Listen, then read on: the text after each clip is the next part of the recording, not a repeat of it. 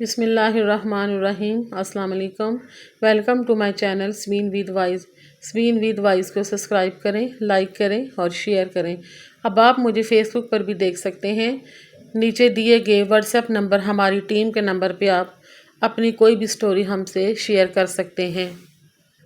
ستمبر کے اوائل کی بات ہے، جب محکمہ اوقاف نے زبردستی میری تعیناتی شیخو پورہ کے امیر محلے کی جامع مسجد سے ہیرا منڈی لاہور کی ایک پرانی مسجد میں کر دی۔ وجہ یہ تھی کہ میں نے قریبی علاقے کے ایک کونسلر کی مسجد کے لاؤڈ سپیکر پہ تعریف کرنے سے انکار کر دیا تھا، اور میری قسمت کہ وہ کونسلر محکمہ اوقاف کے ایک بڑے آفیسر کا بھتیجا تھا۔ نتیجتاً میں لاہور شہر کے بدنام ترین علاقے میں تعینات ہو چکا تھا۔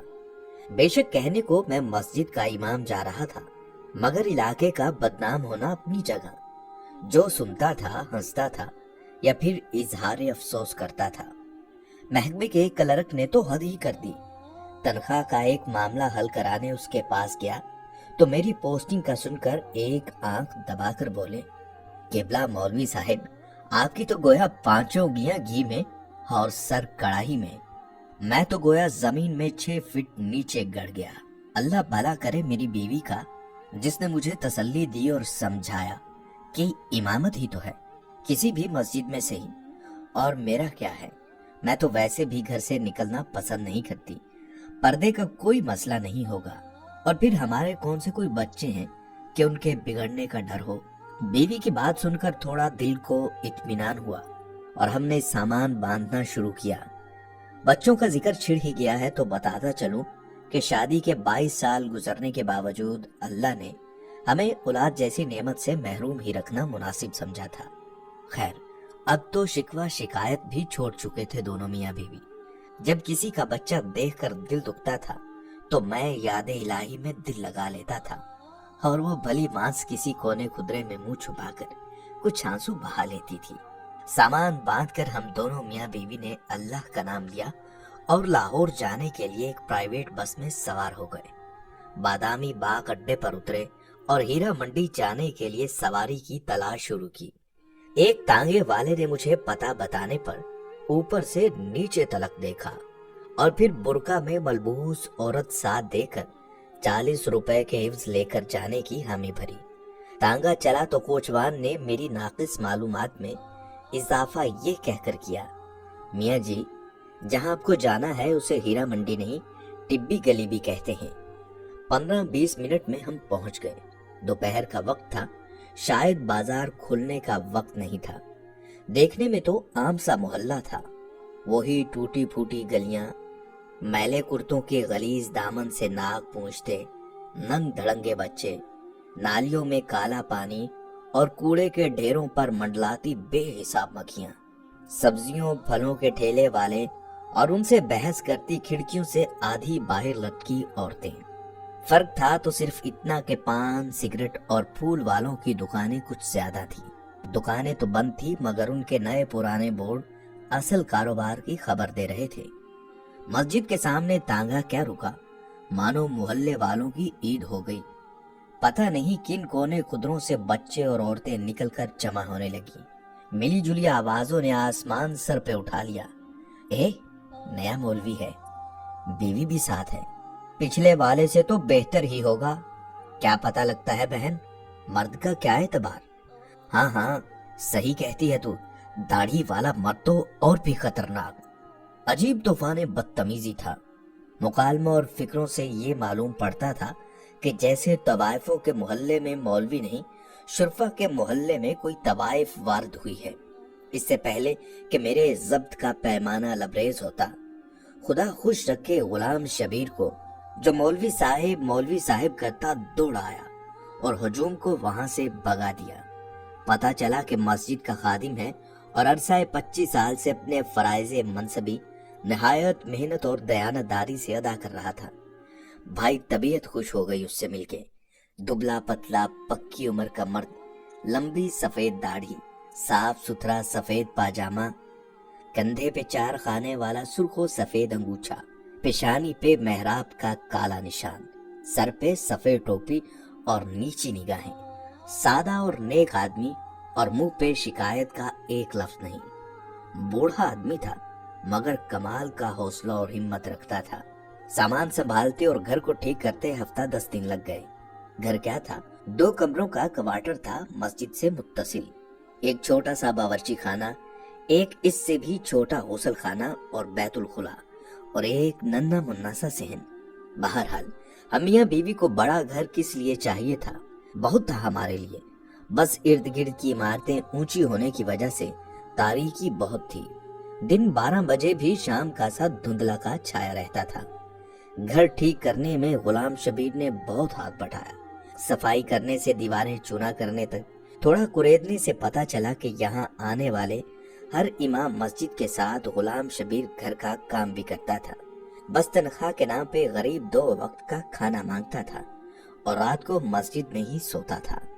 यूं उसको रहने की जगह मिल जाती थी और मस्जिद की हिफाजत भी हो जाती थी। एक बात जब से मैं आया था दिमाग में खटक रही थी, सो एक दिन गुलाम शबीर से पूछ ही लिया, अरे मियाँ ये बताओ कि पिछले इमाम साहिब के साथ क्या माजरा गुजरा। वो थोड़ा हिचकिचाया और फिर एक तरफ ले गया कि बेगम के कान में आवाज ना पड़े। मियाँ जी अब क्या बताऊं आपको, जवान आदमी थे और गैर शादीशुदा भी। मोहल्ले में भला हुस्न की क्या कमी, बस दिल आ गया एक लड़की पे। लड़की के दलाल भला कहाँ जाने देते थे सोने की चिड़िया को। पहले तो उन्होंने मौलाना को समझने बुझाने की कोशिश की, फिर डराया धमकाया, लेकिन मौलाना नहीं माने। एक रात लड़की को भगाने की कोशिश की, बादामी बाग अड्डे पर ही पकड़े गए। जालिमों ने इतना मारा पीटा कि मौलाना जान से गए। गुलाम शबीर ने निहायत अफसोस के साथ सारी कहानी सुनाई। और पुलिस वगैरह, कातिल पकड़े नहीं गए? मैंने घबरा कर पूछा। गुलाम शबीर हंसने लगा। कमाल करते आप भी मियाँ जी, पुलिस भला इन लोगों के चक्करों में कहाँ पड़ती है। बस अपना भत्ता वसूल किया और गायब। और वैसे भी कोतवाल साहब खुद उस लड़की के आशिकों में शामिल थे। ला हौला वला कुव्वत इल्ला बिल्लाह, कहाँ इस जहन्नम में फंस गए। मैं ये सब सुनकर सख्त परेशान हुआ। अरे क्यों फिक्र करते हैं मियाँ जी, बस चुप करके नमाज पढ़ें और पढ़ाएं। दिन के वक्त कुछ बच्चे आ जाया करेंगे, उनको कुरान पढ़ा दिया करें। बाकी बस अपने काम से काम रखें तो कोई तंग नहीं करता। बल्कि मस्जिद का इमाम अच्छा हो तो गुनाहों की इस बस्ती में लोग सिर्फ इज्जत करते हैं।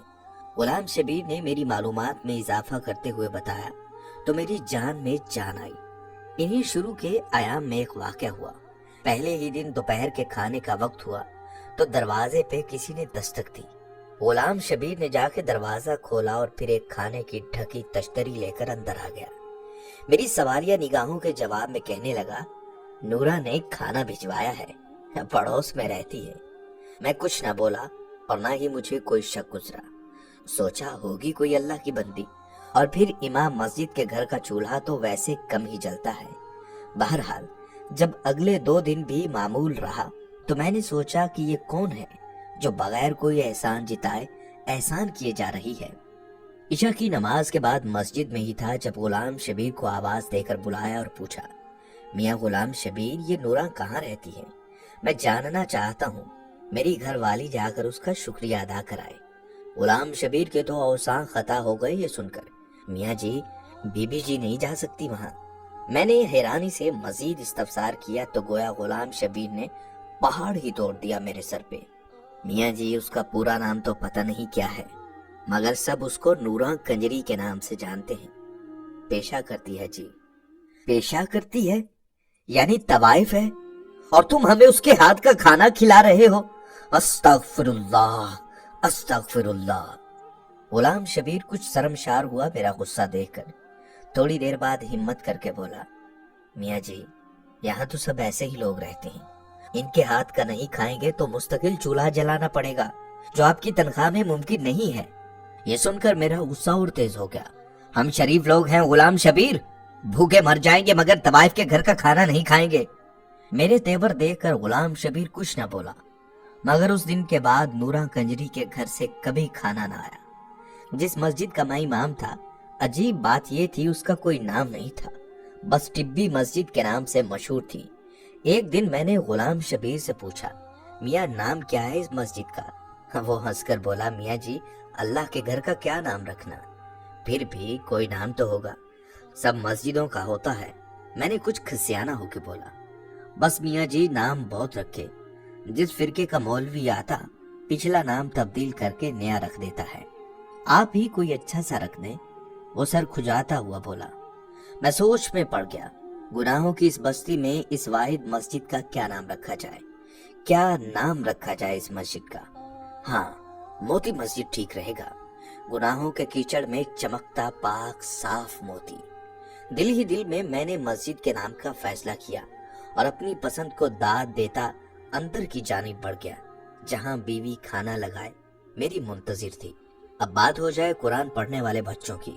تعداد میں 11 تھے اور سب کے سب لڑکے، ملی جلی عمروں کے 5 سے 11-12 سال کی عمر کے۔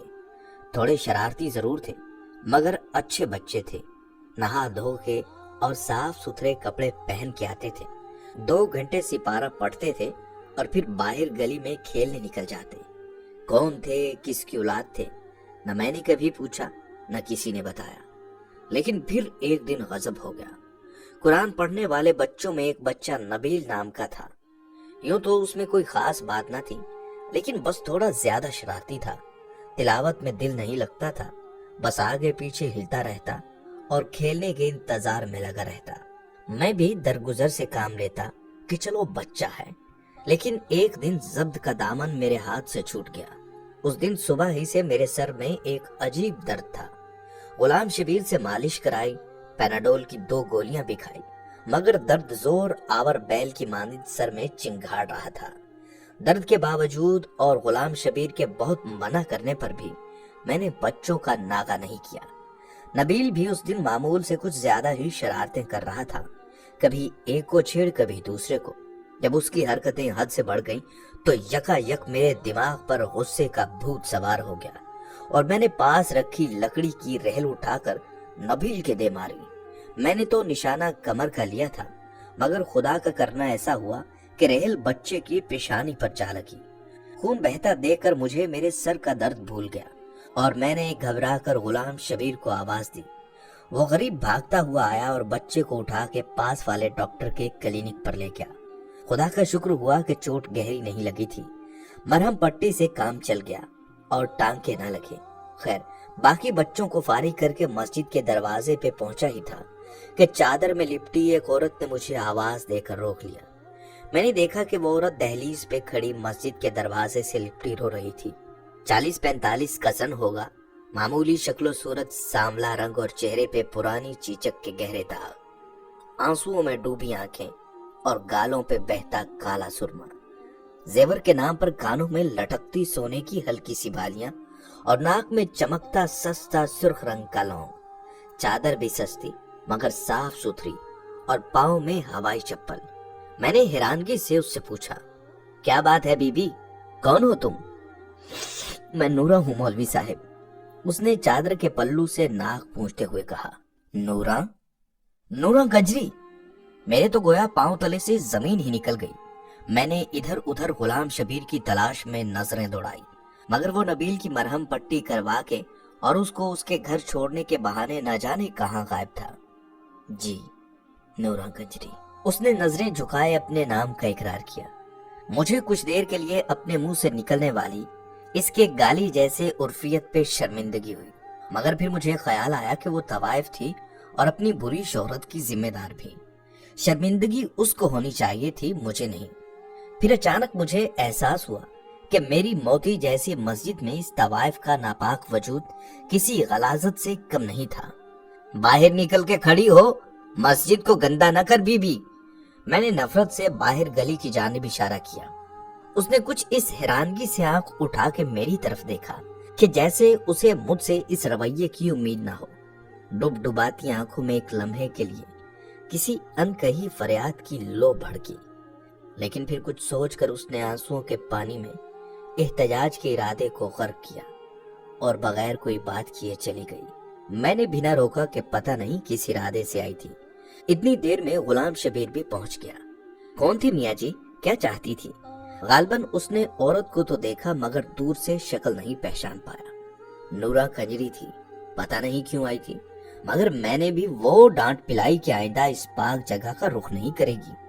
میں نے داد طلب نظروں سے غلام شبیر کی طرف دیکھا، مگر اس کے چہرے پر ستائش کی جگہ افسوس نے ڈیرے ڈال رکھے تھے۔ وہ بیچاری دکھوں کی ماری اپنے بچے کا گلہ کرنے آئی تھی۔ میاں جی، نبیل کی ماں ہے، بچے کی چوٹ برداشت نہیں کر سکی اور آپ نے اس غریب کو ڈانٹ دیا۔ غلام شبیر نے نورا کی وکالت کرتے ہوئے کہا، تو نبیل نورا کا بیٹا ہے، ایسی حرکتیں کرے گا تو سزا ملے گی، جیسی ماں ویسا بیٹا۔ میں نے اپنی شرمندگی کو بے خودگی سے چھپانے کی کوشش کی۔ ایک لمحے کو خیال بھی آیا کہ بچہ تو معصوم ہے، اور پھر میں نے زیادتی بھی کی تھی، مگر پھر اپنے استاد ہونے کا خیال آیا تو سوچا کہ بچے کی بھلائی کے لیے ہی تو مارا ہے، کیا ہوا؟ اور پھر ایک طوائف کو کیا حق حاصل کہ مسجد کے امام سے شکایت کر سکے؟ کتنے بچے ہیں نورا کے؟ میں نے بات کا رخ بدلنے کی کوشش کی۔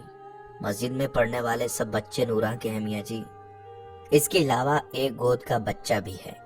بس اس محلے میں صرف نورا اپنے بچوں کو مسجد بھیجتی ہے، باقی سب لوگوں کے بچے تو آوارہ پھرتے ہیں۔ غلام شبیر کی آواز میں پھر نورا کی وکالت گونج رہی تھی۔ میں نے بھون کر جواب دینے کا ارادہ کیا ہی تھا کہ کوتوال صاحب کی گاڑی سامنے آ کر رکی۔ خود تو پتہ نہیں کیسا آدمی تھا، مگر بیوی بہت نیک تھی، ہر دوسرے تیسرے روز ختم کے نام پر کچھ نہ کچھ میٹھا بھجوا دیتی تھی۔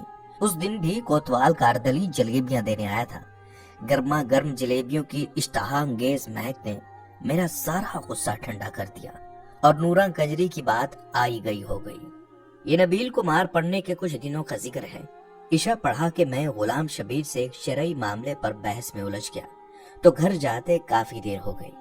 مسجد سے باہر نکلے تو بازار کی رونق شروع تھی۔ بالکنیوں پر جھل ملاتے پردے لہرا رہے تھے، اور کوٹھوں سے ہارمونیم کے سر اور طبلوں کی تھاپ کی آواز ہر سو گونج رہی تھی۔ پان، سگریٹ اور پھولوں کی دکانوں پر بھی دھیرے دھیرے رش بڑھ رہا تھا۔ اچانک میری نظر نورا کے گھر کے دروازے پر جا پڑی۔ وہ باہر ہی کھڑی تھی اور ہر آتے جاتے مرد سے ٹھٹھے مار مار کر گپیں لگا رہی تھی۔ آج تو اس کا روپ ہی دوسرا تھا۔ گلابی رنگ کا چست سوٹ، پاؤں میں سرگرگابی، ننگے سر پہ اونچا جوڑا، جوڑے میں پروئے موتیے کے پھول، میک اپ سے لدا چہرہ، گہری شوخ لپسٹک، آنکھوں میں مسکارا اور مسکارے کی اوٹ سے جھانکتی ننگی دھاون۔ لا حول ولا قوت الا باللہ۔ میں نے تنزیہ نگاہوں سے غلام شبیر کی جانب دیکھا۔ آخر وہ نورا کا وکیل جو تھا۔ چھوڑیے میاں جی، عورت غریب ہے اور دنیا بڑی ظالم۔ اس نے گویا بات کو ٹالنے کی کوشش کی، مگر میں اتنی آسانی سے جان چھوڑنے والا نہیں تھا۔ یہ بتاؤ میاں، جب اس کے گاہک آتے ہیں تو کیا بچوں کے سامنے ہی؟ میں نے معنی خیز انداز میں اپنا سوال ادھورا ہی چھوڑ دیا۔ میاں جی، ایک تو اس کے بچے صبح اسکول جاتے ہیں اور اس لیے رات کو جلدی سو جاتے ہیں، دوسرا مہمانوں کے لیے باہر صحن میں الگ کمرہ ہے۔ غلام شبیر نے ناگوار سے لہجے میں جواب دیا۔ استغفر اللہ، استغفر اللہ۔ میں نے گفتگو کا سلسلہ وہیں ختم کرنا مناسب سمجھا، کیونکہ مجھے احساس ہو چکا تھا کہ غلام شبیر کے لہجے سے جھانکتی ناگواری کا رخ نورا کی جانب نہیں تھا۔ اس کے بعد نورا کا ذکر میرے سامنے تب ہوا جن دنوں میں اپنے اور زوجہ کے لیے حج بیت اللہ کی غرض سے کاغذات بنوا رہا تھا۔ اس غریب کی بڑی خواہش تھی کہ وہ اور میں اللہ کے اور اس کے نبی پاک صلی اللہ علیہ وآلہ وسلم کی خدمت میں پیش ہو اور اولاد کی دعا کریں۔ میرا بھی من تھا کہ کسی بہانے سے مکہ مدینے کی زیارت ہو جائے۔ نام کے ساتھ حاجی لگا تو شاید محکمے والے کسی اچھی جگہ تبدیل کر دیں۔ زوجہ کا ایک بھانجا انہی دنوں وزارت مذہبی امور میں کلرک تھا۔ اس کی وساطت سے درخواست کی قبولی کی کامل امید تھی۔ کاغذات فائل میں اکٹھے ہی کیے تھے کہ غلام شبیر ہاتھ میں کچھ کاغذات اٹھائے پہنچ گیا۔ میاں جی، ایک کام تھا، آپ اجازت دیں تو عرض کروں؟ اس نے ہچکچاتے ہوئے کہا۔ ہاں ہاں میاں، کیوں نہیں، کیا بات ہے؟ میں نے داڑھی کے بالوں میں انگلیوں سے کنگھی کرتے ہوئے اس کو بیٹھنے کا اشارہ کیا۔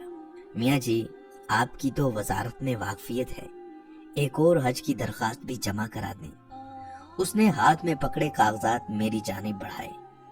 دیکھو میاں غلام شبیر، تم اچھی طرح جانتے ہو کہ میں گھر بار تمہارے ذمہ چھوڑ کر جا رہا ہوں، اور پھر تمہارے پاس حج کے لیے پیسے کہاں سے آئے؟ میں نے کچھ برہمی سے پوچھا۔ نہیں نہیں میاں جی، آپ غلط سمجھے ہیں، یہ میری درخواست نہیں، نورا کی ہے۔ اس نے سہم کر کہا، کیا میاں ہوش میں تو ہو؟ نورا کنجری اب مکے مدینے جائے گی، اور وہ بھی اپنے ناپاک پیشے کی رقم سے؟ توبہ توبہ توبہ، میرے تو جیسے تن بدن میں آگ لگ گئی یہ واحیات بات سن کر۔ میاں جی، طوائف ہے پر مسلمان بھی تو ہے، اور وہ تو اللہ کا گھر ہے، وہ جس کو بلانا چاہے بلا لے، اس کے لیے سب ایک برابر ہیں۔ اپنی طرف سے غلام شبیر نے بڑی گہری بات کی۔ اچھا، اللہ جس کو بلانا چاہے بلا لے، واہ میاں واہ، تو پھر درخواست کیوں جمع کراؤں؟ نورا سے کہو سیدھا اللہ ہی کو بھیج دے۔ میں نے غصے سے کہا اور اندر کمرے میں چلا گیا۔ زوجہ کا بھانجا برخوردار نکلا، اور اللہ کے فضل و کرم سے میری اور زوجہ کی درخواست قبول ہو گئی۔ ٹکٹ کے پیسے کم پڑے تو اسی بھلی لوگ کے جہیز کے زیور کام آ گئے۔ اللہ کا نام لے کر ہم روانہ ہو گئے۔ احرام باندھا تو گویا عمر بھر کے گناہ اتار کر ایک طرف رکھ دیے۔ اللہ کا گھر دیکھا اور نظر بھر کے دیکھا۔ فرائض پورے کرتے کرتے رمی کا دن آ گیا۔ بہت رش تھا، ہزاروں لاکھوں لوگ، ایک ٹھاٹھے مارتا سفید رنگ کا سمندر، گرمی بھی بہت تھی۔ میرا تو دم گھٹنا شروع ہو گیا۔ زوجہ بیچاری کی حالت بھی غیر ہوتی جا رہی تھی۔ اوپر سے غضب کچھ یہ ہوا کہ میرے ہاتھ سے اس غریب کا ہاتھ چھوٹ گیا۔ ہاتھ کیا چھوٹا، لوگوں کا ایک ریلا مجھے رگیدتا ہوا پتہ نہیں کہاں سے کہاں لے گیا۔ عجب حالات تھے، کسی کو دوسرے کا خیال نہیں تھا، ہر کوئی بس اپنی جان بچانے کے چکر میں تھا۔ میں نے بھی لاکھ اپنے آپ کو سنبھالنے کی کوشش کی، مگر پیر رپٹ ہی گیا۔ میں نیچے کیا گرا، ایک عذاب نازل ہو گیا۔ ایک نے میرے پیٹ پر پیر رکھا تو دوسرے نے میرے سر کو پتھر سمجھ کر ٹھوکر ماری۔ موت میری آنکھوں کے سامنے ناچنے لگی۔ میں نے کلمہ پڑھا اور آنکھیں بند ہی کی تھی کہ کسی اللہ کے بندے نے میرا دایاں ہاتھ پکڑ کر کھینچا اور مجھے سہارا دے کر کھڑا کر دیا۔ میں نے سانس درست کی اور اپنے محسن کا شکریہ ادا کرنے کے لیے اس کی طرف نگاہ کی، مانو ایک لمحے کے لیے تو بجلی ہی گر پڑی۔ کیا دیکھتا ہوں کہ میرا ہاتھ مضبوطی سے تھامے نورا کجری کھڑی مسکرا رہی تھی۔ یہ ناپاک عورت یہاں کیسے آ گئی؟ اس کی حج کی درخواست کس نے دی اور کب منظور کی؟ میں نے ہاتھ چھڑانے کی بہت کوشش کی، مگر کہاں صاحب، ایک آہنی گرفت تھی، میں نہیں چھڑا سکا۔ وہ مجھے اپنے پیچھے کھینچتی ہوئی ایک طرف لے گئی۔ اس طرف کچھ عورتیں اکٹھی تھیں۔ اچانک میری نظر زوجہ پر پڑی، جس کی آنکھوں میں آنسو تھے اور وہ بےتاب نگاہوں سے مجمع ٹٹول رہی تھی۔ ہماری نظریں ملی تو سب غم بھول گئی۔ میں دوڑ کر اس تک پہنچا اور آنسو پوچھے، کہاں چلے گئے تھے آپ کو کچھ ہو جاتا تو؟ پریشانی سے الفاظ اس کے گلے میں اٹک رہے تھے۔ بس کیا بتاؤں، آج مرتے مرتے بچا ہوں، جانے کون سی نیکی کام آ گئی۔ میں تو پاؤں تلے روندا جا چکا ہوتا اگر نورا نہیں بچاتی۔ میں نے اس کو تسلی دیتے ہوئے کہا، نورا، ہماری پڑوسن نورا، وہ یہاں کیسے آ گئی؟ آپ نے کسی اور کو دیکھا ہوگا۔ اس نے حیرانگی سے کہا، ارے نہیں، نورا ہی تھی۔ میں نے ادھر ادھر نورا کی تلاش میں نظریں دوڑائی، مگر وہ تو نہ جانے کب کی جا چکی تھی۔ بعد میں بھی اس کو بہت ڈھونڈا، مگر اتنے جمع غفیر میں کہاں کوئی ملتا ہے۔ خدا خدا کر کے حج پورا ہوا اور ہم دونوں میاں بیوی وطن روانہ ہوئے۔ لاہور ایئرپورٹ پر غلام شبیر پھولوں کے ہاروں سمیت استقبال کو آیا ہوا تھا۔ بہت مبارک باجی، بہت مبارک میاں جی، بلکہ اب تو میں آپ کو حاجی صاحب کہوں گا۔ اس نے مسکراتے ہوئے ہم دونوں کو مبارکباد دی۔ میری گردن حاجی صاحب کا لقب سن کر اکڑا گئی۔ میں نے خوشی سے سرشار ہوتے ہوئے اس کے کندھے پہ تھپکی دی اور سامان اٹھانے کا اشارہ کیا۔